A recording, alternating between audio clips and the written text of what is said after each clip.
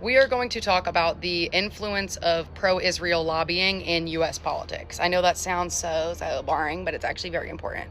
So first, we'll start with public opinion, right? So nearly half of U.S. voters and as many as 3/4 of Democrats believe that what is happening in Palestine amounts to genocide.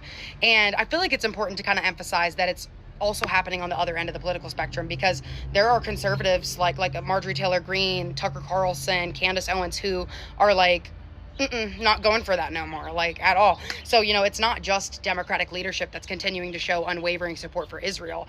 And the reason why is because a lot of U.S. political support is tied to Zionism. It plays a major role in shaping policy on both sides of the aisle, and that's where everybody's frustration is coming from. None of us are willing to continue compromising our values to stay loyal to a political party that is not working in our interests anymore.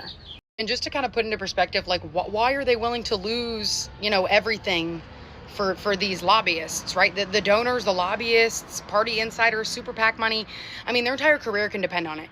Donors are the people who fund their campaigns. Running for office costs millions of dollars. So if major donors pull their support, that politician might not even be able to have the resources to compete. Lobbyists, they represent powerful organizations and interest groups that influence policy and connect politicians to funding and networks. So going against them means losing money and access. Super PACs, they spend unlimited amounts of money to support or destroy a candidate. Meaning if you step out of line, they can fund your opponent or run nonstop ads against you. And we've seen that in multiple elections, right? So when you put all of that together, what you have is a system where politicians are constantly willing to risk losing their support or even their seat for money.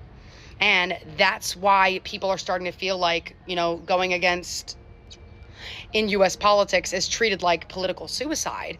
Because even while many international organizations and experts are warning, hey, what is happening meets the definition of genocide, and voters are looking at leaders who campaign on justice and human rights and asking them, why do these same standards not apply here?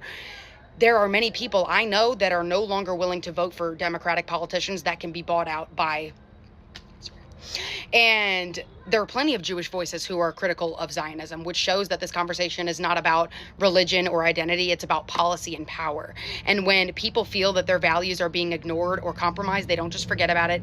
They disengage, they protest, they vote differently, they stop showing up entirely. This has real consequences, because you can't campaign on justice and then make exceptions for it and expect people to still support you. Democrats are never going to win an election if they continue to sell themselves out to foreign entities.